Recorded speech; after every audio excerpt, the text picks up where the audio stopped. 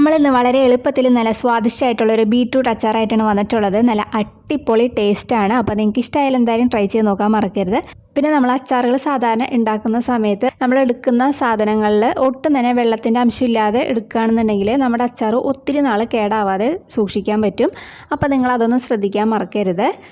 ആരെങ്കിലും നമ്മുടെ ചാനലിലേക്ക് ആദ്യമായിട്ട് വന്നിട്ടുണ്ടെങ്കിൽ ചാനലൊന്ന് സബ്സ്ക്രൈബ് ചെയ്യാനും മറക്കല്ലേ. അപ്പോൾ നമുക്ക് അച്ചാർ തയ്യാറാക്കി എടുക്കാൻ വേണ്ടിയിട്ട് ഞാനിവിടെ ഒരു 3 മീഡിയം സൈസ് ബീട്രൂട്ടാണ് എടുത്തിട്ടുണ്ടായിരുന്നത്. അതിൻ്റെ തോലൊക്കെ കളഞ്ഞ് നന്നായിട്ട് കഴുകി ഒട്ടും തന്നെ ജലാംശം ഇല്ലാതെ തുടച്ചെടുത്തിരിക്കുന്നതാണ്.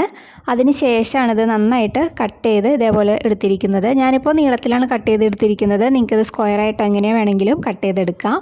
അപ്പോൾ നമ്മൾ കട്ട് ചെയ്തെടുക്കുമ്പോൾ അത്യാവശ്യം കനം കുറഞ്ഞിട്ട് കട്ട് ചെയ്തെടുക്കാൻ നോക്കാം. അപ്പോൾ നമുക്കിത് പെട്ടെന്ന് കുക്കായി കിട്ടും. അപ്പോൾ അതിങ്ങനെ എടുത്ത് വെച്ചിരിക്കുന്നതാണ്. ഇത് നമുക്ക് മാറ്റി വയ്ക്കാം. ഇനി നമുക്ക് അച്ചാർ റെഡിയാക്കി തുടങ്ങാൻ വേണ്ടിയിട്ട് സ്റ്റവ് ഓണാക്കി ഒരു പാൻ വെച്ചിട്ടുണ്ട്. അതിലേക്കൊരു 5 ടേബിൾ സ്പൂണോളം നല്ലെണ്ണയാണ് ചേർത്ത് കൊടുക്കുന്നത്. നല്ലെണ്ണ നന്നായിട്ടൊന്ന് ചൂടായിട്ട് വരുമ്പോൾ നമ്മൾ ഈ എടുത്ത് വെച്ചിരിക്കുന്ന ബീട്രൂട്ട് അതിനകത്ത് ഇട്ടിട്ട് നമുക്കൊന്ന് വഴറ്റിയെടുക്കാം. ഒരു 5-10 മിനിറ്റ് ഒരു മീഡിയം ടു ലോ ഫ്ലെയിമിലിട്ടിട്ടൊന്ന് വഴറ്റിയെടുക്കാം കേട്ടോ. അപ്പോൾ ഒരു 10 മിനിറ്റ് കഴിഞ്ഞിട്ടുണ്ട്. നമ്മുടെ ബീട്രൂട്ടൊക്കെ അവിടെ നന്നായിട്ട് വഴന്ന് വന്നിട്ടുണ്ട്. ഇത് നമുക്ക് ഈ എണ്ണയിൽ നിന്ന് കോരി മാറ്റി വയ്ക്കാം. നമ്മൾ മാറ്റി വയ്ക്കുമ്പോഴും ആ പാത്രത്തിൽ വെള്ളത്തിൻ്റെ അംശമൊന്നും ഇല്ലാതെ വേണം എടുക്കാനായിട്ട്. അപ്പോൾ അതെല്ലാവരും മാറ്റി വെച്ചിട്ടുണ്ട്. ഇനി നമുക്ക് ഈ സെയിം എണ്ണയിലേക്ക് തന്നെ കുറച്ച് കടുകിട്ടൊന്ന് പൊട്ടിച്ചെടുക്കാം. അതിലേക്കൊരു 5 അല്ലി വെളുത്തുള്ളി ഇതേപോലെ നീളത്തിൽ കട്ട് ചെയ്ത് ചേർക്കുന്നുണ്ട്. അതേപോലെ 2 എരിവുള്ള പച്ചമുളക് ചെറുതായിട്ട് അരിഞ്ഞ് ചേർക്കുന്നുണ്ട്.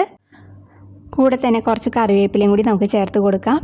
അപ്പോൾ നമ്മൾ ഇതിലേക്ക് ഇട്ടിട്ടുള്ള വെളുത്തുള്ളി ആയാലും പച്ചമുളക് ആയാലും കറിവേപ്പില എല്ലാവരും തന്നെ വെള്ളത്തിൻ്റെ അംശം ഒട്ടും തന്നെ ഇല്ലാതെ തുടച്ചെടുത്തിരിക്കുന്നതാണ്. അതിന് ശേഷമാണ് കട്ട് ചെയ്തെടുത്തിരിക്കുന്നത് കേട്ടോ. അപ്പോൾ അത് എന്തായാലും ശ്രദ്ധിക്കാൻ മറക്കരുത്. പിന്നെ ആവശ്യത്തിന് ഉപ്പും കൂടി ചേർത്തിട്ട് നമുക്കിതൊന്ന് വഴറ്റിയെടുക്കാം. അപ്പോൾ വെളുത്തുള്ളി ഒന്നും വല്ലാതെ അങ്ങോട്ട് വഴന്ന് പോകണ്ട, ജസ്റ്റ് ഒന്ന് കളറ് മാറി വന്നാൽ മതി. നിങ്ങൾക്ക് വേണമെന്നുണ്ടെങ്കിൽ ഇതിലേക്ക് ഒരു ചെറിയ കഷ്ണം ഇഞ്ചി ഇതേപോലെ ചെറുതായിട്ട് അരിഞ്ഞ് ചേർത്ത് കൊടുക്കുക. ഞാൻ ഇഞ്ചി ചേർക്കുന്നില്ല. അപ്പോൾ നന്നായിട്ടൊന്ന് വഴന്ന് വന്നിട്ടുണ്ട്. ഇനി നമുക്ക് ഫ്ലെയിം ഏറ്റവും കുറച്ച് വയ്ക്കാം. എന്നതിന് ശേഷം ഇതിലേക്ക് 1 ടീസ്പൂൺ മുളക് പൊടിയാണ് ചേർക്കുന്നത്. മുളക് പൊടിയുടെ കളവ് നിങ്ങളുടെ എരിവിനനുസരിച്ചിട്ട് ചേർത്താൽ മതി. അതിലേക്കൊരു 1/2 ടീസ്പൂണോളം കായത്തിൻ്റെ പൊടിയും കൂടി ചേർത്തിട്ട് നമുക്കൊന്ന് വഴറ്റിയിട്ട് കൊടുക്കാം.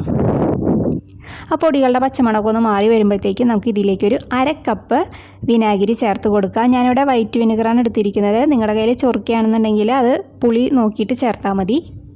എന്നതിന് ശേഷം അത് നന്നായിട്ടൊന്ന് തിളപ്പിച്ചെടുക്കുക. ആ വിനാഗിരിയുടെ ആ ഒരു പച്ചക്കുത്തലുണ്ടല്ലോ അതൊന്ന് മാറിക്കിട്ടണം.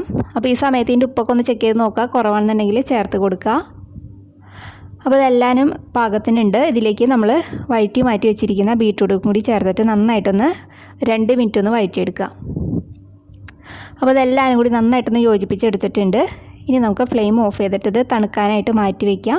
തണുത്ത് വന്നതിന് ശേഷം നമുക്കിതൊരു ചില്ലിൻ്റെ കുപ്പിയിലേക്ക് ആക്കിയിട്ട് നിങ്ങൾക്ക് ഉപയോഗിക്കാവുന്നതാണ്. നിങ്ങൾക്കിത് ഉപയോഗിച്ച് തുടങ്ങിയതിന് ശേഷം വേണമെന്നുണ്ടെങ്കിൽ ഫ്രിഡ്ജിൽ വെച്ചിട്ടായാലും ഉപയോഗിക്കാം. അപ്പോൾ കുറച്ചധികം ദിവസം കേടാവാതിരിക്കും. അപ്പോൾ ഇഷ്ടമായാലും എന്തായാലും ട്രൈ ചെയ്ത് നോക്കാൻ മറക്കരുത്. നല്ലൊരു വീഡിയോ ആയിട്ട് അടുത്ത ദിവസം കാണാം. താങ്ക്